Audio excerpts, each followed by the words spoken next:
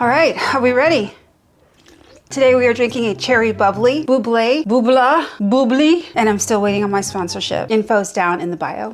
Hey guys, it's Tara and welcome back to REVIEWNIFORMS. Yay! The channel where I react, rant, rate, and review uniforms from all walks of life from all over the world. I've owned a uniform manufacturing company for almost 30 years, so I know uniforms and I am uniform obsessed. Yes, I am. So if you want to hear what I think about some cool uniforms or some not so cool uniforms, then keep on watching.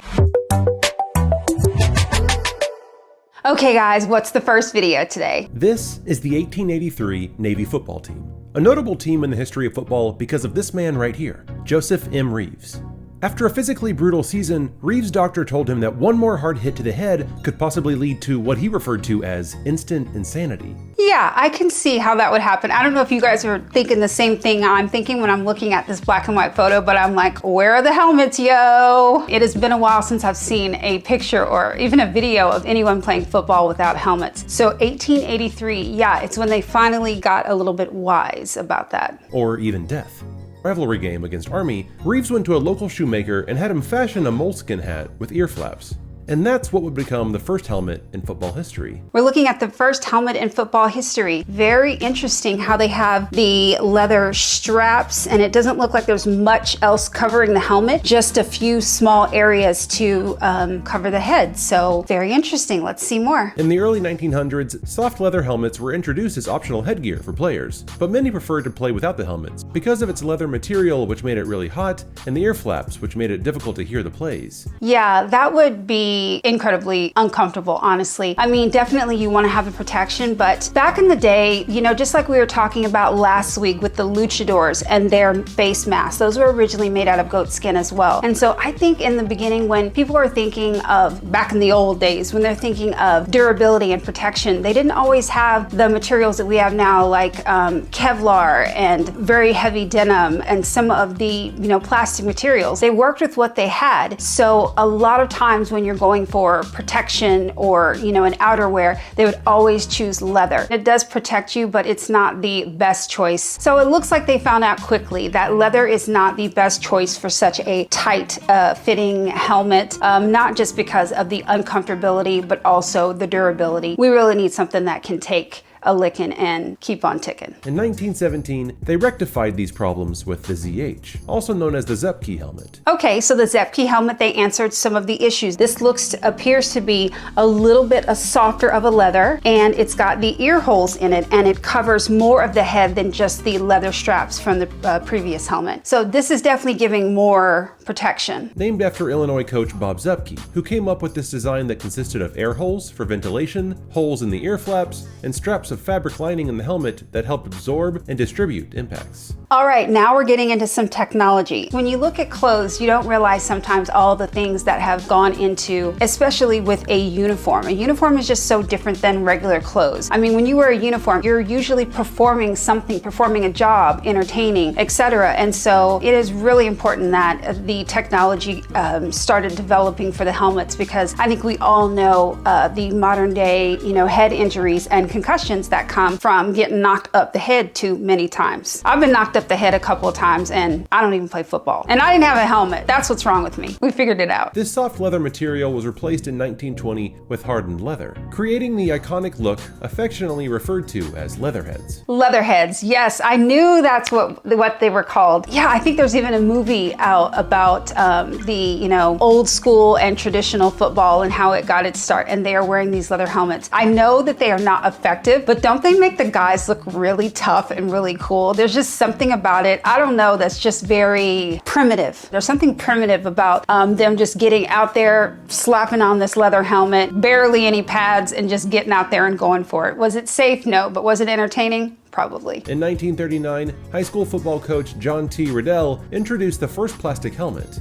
In the following few years, an attached chin strap was added to the helmet, along with an improved suspension lining that allowed for a more comfortable fit. By 1943, helmets were made mandatory across the league. Guys, I want you to notice something in this still shot. It has nothing to do with the Leatherheads in their uniform, but I want you to look at the refs. They are wearing all white. Back in the day, they didn't wear stripes. They wore all white, which became a problem when one of the visiting teams would wear all white. You can imagine, you know, you've got this helmet on, you're running, and you might just tackle a ref. So yeah, it was, gosh, I can't remember the year. I'll put it on the screen here when they started wearing stripes. Gosh, and I made a video about it. I can't remember the year, but we did do the referee uniform and we found out that, yeah, they were white at the beginning. I see why that didn't work. That was pretty obvious. But these helmets were uniformly drab and boring, with a muted brown color that made it difficult to differentiate between the competing teams. But in 1948, Los Angeles Rams halfback Fred Gurkey. This is not about the uniform either, but do you love how they used to take like their action photos of the kickers, and like they did the action of whatever, you know, they're like, whatever their position was. I love it. Now they're just like, Tara Saunders, defensive back. You know, I wish they did these cool poses. That would be really fun. That's me, digressing as usual. Digressing. And back to the uniforms. Had the idea of painting a design directly onto the helmet. He took a helmet home with him and spent the entire night meticulously Rams. his own design, which consisted of gold horns on a blue helmet. Coach Bob Snyder and owner Dan Reeves loved the design and commissioned Gurkey to paint the design onto the helmet of every single player. How cool is that, you guys? Oh, I love that. So one of the players was just innovating and painted his helmet and put the Rams horns on there. And I mean, that was the beginning of it, guys. Now the helmet is used as half fashion and half function. But back in the day, I mean, he was just using a little paint pen on there. And then he did the entire team. I love it that that's the origin story of how the decorated helmet started. I'm glad this guy's not alive today. He would be coming from my designer gig, coming from my job. At the beginning of the 1948 season, when the Rams players first emerged from the tunnels of the LA Coliseum, donning these decorated helmets, they were met with thunderous applause and a standing ovation that lasted for over 5 minutes. These helmets were offering protection for the player's head and ears, but they weren't offering any protection for the player's face. In 1955, Cleveland Browns quarterback Otto Graham took a vicious hit to the face, requiring 15 stitches across his mouth. Once again, diverting from the uniform, but do you guys remember when coaches like wouldn't wear casual wear, but they would always wear like fedoras and dress up? I don't know why, I just thought of that. Just a very cool look. That was very cool and clean. I almost wish there was like at least one coach who would just bring that back and just be like sharp, just sharp on the sidelines. Let's see if someone will be brave enough to do that one day. During halftime of the game, Coach Paul Brown worked with the equipment manager to quickly come up with a makeshift device made of clear plastic. So the first iteration was a plexiglass mask, which I can see would make sense to them. It's something that doesn't impede your vision, that you can see through, and is hard and durable, but I see a million problems with that. Number one, when plexiglass gets cold, it can crack, and number two, it's so rigid, it doesn't even have to be cold. It's in danger of being shattered and can cut you, I would assume. So I have a feeling they're gonna tell us this one didn't last long. These lucite masks helped, but they would become brittle in cold weather and would sometimes shatter on impact. Give me something that will fit across the front of the helmet and will be about as big as my little finger with tensile strength. I want it so it can withstand a stray foot or a deliberately thrown fist or elbow and take away the inclination to punch someone, but keep it light enough to weigh less than 1 ounce. Riddell came up with a single gray bar made of rubber and plastic called the BT5 face mask. All Cleveland players were required to wear the bar by the coach, and other teams quickly followed suit. I just thought of something. I had one of those moments where I should know this, guys, and I'm sorry that I don't know this because my job revolves so much around the NFL, but it just occurred to me that the Cleveland Browns were named after the coach. His last name is Brown. You know, you can't know everything, okay? So I'm not gonna be so hard on myself for not knowing that. That's just a cool, fun fact. Don't we just love a uniform fact? We love it, we love it. The following year, in 1956, electronics salesman George Sarles and GE engineer John Campbell approached the Cleveland coach with a radical idea. They explained how they could improve the communication communication and hurry up the speed of calling plays by placing a transistor radio inside the quarterback's helmet. When the news of this invention caught on throughout the league, other teams scrambled to devise their own technology, none of which was as effective as Sarles and Campbell's. In 1995, almost 40 years after Sarles and Campbell's cutting-edge idea, radio transmitters were finally allowed in the helmet of the quarterback, which allowed for better communication. Yeah, guys, so once again, technology makes its way into fashion. Always improving, making things better, hopefully. In 2004, the classic single-bar face mask introduced in the 1950s was banned by the NFL, though kickers who wore it previously were grandfathered in. The single bar made its final appearance in 2007 by Cleveland punter Scott Player. Everything about this guy, I love. Loving the way the uniform looks on him. Living that in 2007, he's just still rocking his single bar face mask, which is just so throwback. And then this golden stash. What's it called when the mustache goes down the side all the way to a beard? That's got to have a name. Somebody comment down below and let me know what that's called. But this look, his whole thing here, live for it. Much more will need to happen in the evolution of football helmets in order to keep players safe and to keep the game of football alive. But these technological advances are steps in the right direction. Football helmets have certainly come a long way since Reeves and his moleskin hat. Wow, y'all, that was an awesome example of the Leatherheads. I really like hearing the story of how the helmet was invented, and I mean, because I've seen it out there before, but I just really never knew, when they transitioned it over, but I'm certainly glad that they did, because modern helmets are so much better. So guys, how many Reviewnicorns do I give the Leatherheads? I'm gonna give them two. Yeah, just 2 Reviewnicorns. So the uniforms were not very exciting back then, let's just be honest. They didn't have the flash that they have, and they didn't have a lot of tailoring or bright colors or anything I can really call to that looks great and is exciting. But the leather helmet is something that's just kind of synonymous with the time period. So the idea of the Leatherheads I really do like, and I like that they didn't take too long in this one particular helmet that really wasn't working for them. So I appreciate the Leatherheads for what they did along the way to make the helmets better so that we are protecting the noggins of all of our football players, big and small. Okay guys, I'm ready for the next one. These are Carabinieris. These are Italian policemen. Look at these uniforms. Yes, oh my God, look at these uniforms. So this is the Italian Carabinieri. Oh, look at me saying it with an accent, Carabinieri. Am I saying it right? Carabinieri. I'm sure if I'm not saying it correctly, that someone will correct me in the comments, which I greatly appreciate it. So the Italian Carabinieri, let's get back to them, and wow. Okay, so they are Italian police, and this uniform is absolutely freaking gorgeous. All right, let's go head to toe, because we don't want to miss anything. All right, at the top, we've got an extra tall patrol hat. So that kind of style of hat that you see a cop wear, sometimes it's got like 8 points on it, but this is a patrol cap. It's got a really high front, so they've got a big badge on there. And then this jacket with these strong red epaulets. I mean, I don't know if I've ever seen anything fitted this beautifully on police officers. And I don't know if these are just the 2 they send out, to show like, this is what the Carabinieri look like, but damn! So they've got their white gloves. I am loving the white ropes. It reminds me of the Hong Kong police's new uniforms. If you look at a few videos back, they've also got the white ropes, which I think just looks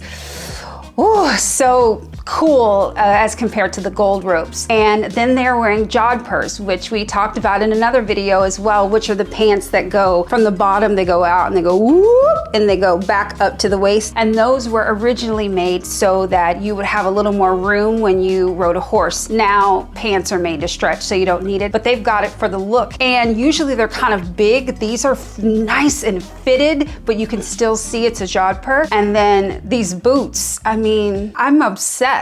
You know who designed them? Armani. Yep, Giorgio Armani. Look at the details. Of course, this uniform was designed by Giorgio Armani. That makes perfect sense. So I can see why all the tailoring is beautiful from head to toe. Should have known. The ropes, the belts, the gloves, the epaulets, amazing. And they're wearing capes.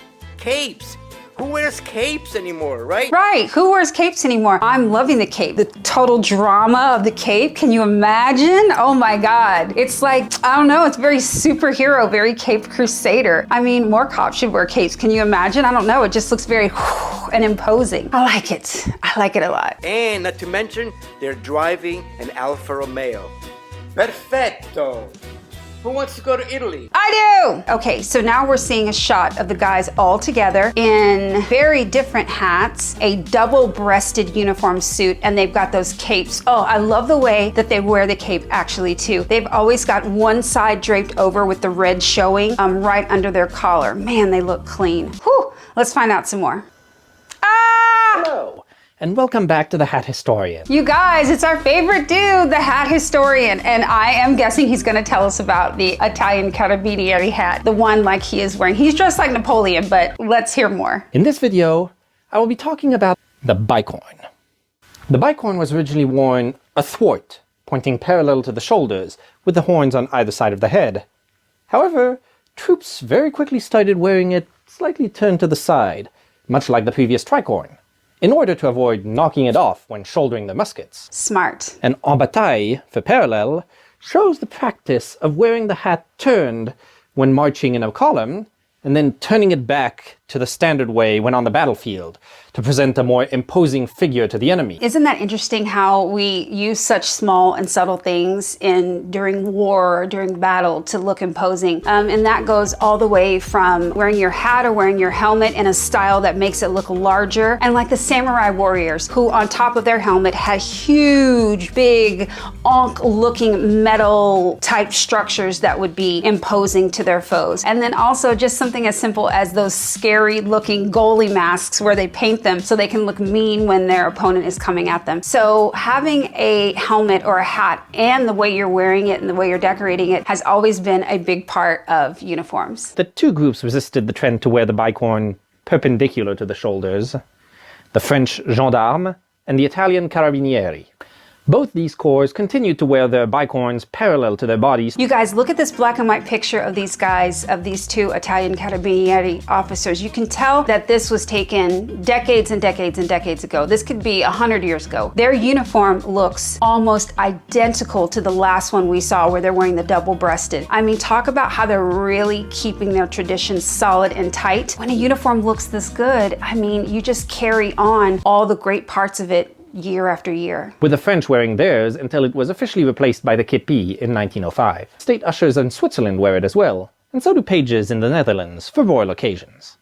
All of these wear it fore and aft, but the Carabinieri, which I mentioned earlier, still wear it side to side in their full dress uniform, and it is depicted in the logo used on signs to indicate their stations. Okay, look at their little logo. Okay, so that hat is definitely so much the Bicorn. Yes, the Bicorn hat is so much a part of their tradition that they have it on their signs. I love it! Grandiose symbol of Napoleon, mark of military authority, now quaint element of traditional uniforms, the Bicorn has certainly had its mark on history. You guys, I love the Hat Historian. Just finding out all these really interesting things. I mean, I'm just looking at this uniform as a whole and saying it's sickening. I love it. But dissecting all those parts and the traditions behind them, that's why we do what we do here, people. That's why we do what we do. Uniform obsessed. How many Review-Unicorns do I give the Italian Carabinieri? You guys, 5, 100%. It's designed by Giorgio Armani. It's gorgeous. The Bicorn hat is cool. It's traditional. And I just love everything about this. I would wear this uniform. I would go on a date with this guy right here or this guy right here. I love it. Okay guys, what's next? Orange might be the new black,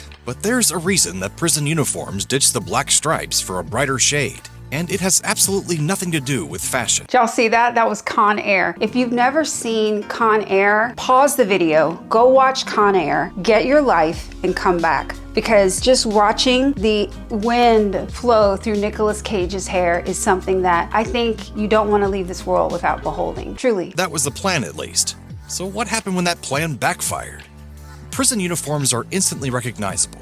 so much so that they become a popular choice for costume parties. I never understood that. I want to stay as far away from being an actual prisoner as possible. So it is something that has never excited me to dress up for Halloween. I don't know about y'all, but the P. Diddy costume is not one that I want to be wearing for Halloween. Know what I'm saying? While in popular culture, prison settings and uniforms have been exploited to great effect. Think, for instance, of Elvis Presley's iconic performance of Jailhouse Rock, with the king of rock and roll and his scores of backing dancers gyrating in striped shirts and dark jackets marked with their prison numbers. But as any viewer of courtroom... Oh, you guys, okay, do y'all watch 60 Days In? Because this episode, I totally remember. This is 60 Days In. It's that show on A&E, and I don't know if you've ever seen it, but this episode is amazing. That's Ricky, and this is the one where Ricky runs around and punches Jeff while he's sleeping. Jeff, it was totally uncalled for. We can talk about this another time, but yes, that was the episode. Ricky clocked his ass. Woo! Black and white stripes have largely become a thing of the past, and the distinctive traditional outfits first used in the 19th century were replaced in many U.S. prisons with bright orange jumpsuits or scrubs. Much of the criticism toward traditional prison outfits argued that they were dehumanizing and a source of shame for many prisoners. But you can apply the same sort of criticisms to modern orange outfits too. I can definitely see how that uniform is dehumanizing. I mean, it takes away all of your personal style and your individuality. We can argue back and forth whether you should be allowed to have any type of joy, personal style or individuality in prison, but they are a community there, and so I can see how they would just really kind of start to overlook that uniform and try to look for other ways to be human and individuals. While orange prison uniforms are perhaps just as ridiculous as their black and white predecessors, there are a number of practical reasons underpinning their appearance, with experts convinced that brighter colors help improve prison security. The practical reasons for the use of regulation orange outfits in the U.S. prison system include the fact that bright colors make it easier for inmates to be spotted. That's what I was going to say. I never really knew why they chose orange, but that orange is something you absolutely positively can't ignore. And so, yeah, having them wear the orange jumpsuits, especially when they're going from one place to another and they could technically escape, that makes perfect sense. Meaning that they are more likely to be seen by officers in the case of their escaping from prison. Indeed, prisoners typically only wear orange when the risk of escape is high, such as during a court appearance, or when they are being transported between prison wings or institutions. The pushback against them in recent years has seen prisons across the country looking for alternative outfits for their inmates to wear. Several institutions have reportedly reverted back to striped outfits that are familiar from old movies and news footage, which they say make it easier for escapees to be identified. However, nowadays, prisons often opt for colored stripes to maintain the benefit of bright colors for catching the eye at a distance. I can confirm that that is true. I volunteered for 6 years in the Dallas County Jail here and working with the women there. And in jail, when they're being transported, they do wear orange, but on their day-to-day, they are wearing green and white striped scrubs. So I think the green and white was a choice to be a little more, I don't want to say friendly, but a little less harsh than the black and white stripes. Different colors for low, medium, and high security inmates. In 2014, Michigan Sheriff William Federspiel had reportedly grown convinced that the Netflix series Orange is the New Black had made orange fashionable among inmates and had decided to revert to black and white. Until there's a new show that's black and white horizontal stripes is the new black, I'm going to this look. I don't know why. There's something about that guy I don't like. What is it? Some sheriffs, like Magnum, Oklahoma Greer County Sheriff Devin Huckabee, have begun issuing his county jail detainees with hot pink jumpsuits, as well as the color reportedly making it easy to track inmates. Huckabee told News on 6 that he believed pink to be a deterrent for many local criminals. Okay, so the pink jumpsuit, I guess, is a deterrent for a lot of people, but it is not for me. I'm sorry. That's actually cute. She looks cute mopping the floor in her pink prison outfit. I know that they chose pink because they think for the guys that the pink is a little, yeah, let's use the word that they used, a little bit more dehumanizing and kind of keeps everyone organized and puts them in their place and gives them something to wear that they would dislike, but I don't think it looks bad. Who would be reluctant to wear the color in jail? An idea that Sheriff Federspiel seems to share. If you don't like the clothes that I give you, don't return. I just figured out why I don't like him. He reminds me of the principal in The Breakfast Club. We're about to talk about prison uniforms.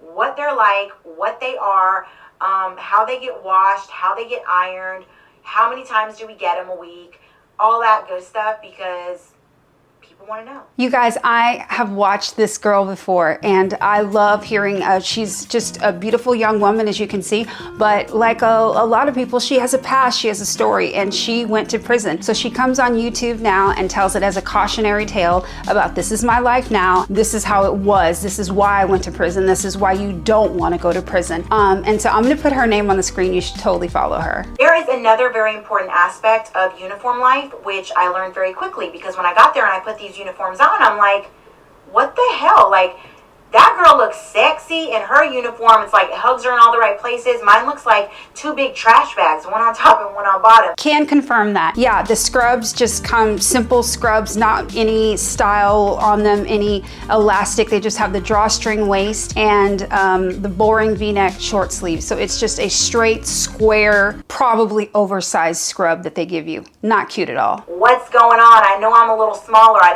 know I don't have as many curves as she does, but like, what is happening? So then I was told that you can alter your uniform. And I paid $10 per uniform to have my uniforms altered, y'all. And it was worth every penny. Alterations are always worth it. As a girl with arms as long as Kevin McHale, I'm telling you, alterations are worth it. Put it on me, marked it, used an illegal needle and the thread that was already there to re-thread it and re-sew it, and made this uniform hug my body perfectly. This uniform looked like it was made to fit only me, because it was. It was made on my body for my body. Let me tell y'all this. The altering the uniforms was not for purposes of like attracting male attention and whatever. Okay, like I know you guys, all of y'all are not going to believe me on that one, but let me just tell you this. Legit, when you are in a female prison and you are used to wearing makeup and straightening your hair and getting clothes and high heel shoes and nice purses and things like that that you like and you work hard for, right? When you don't have access to any of that anymore and you are in male clothing with male shoes, ugly tennis shoes, dirty Crocs, yucky boots, you don't feel feminine. Femininity is a huge part of your confidence.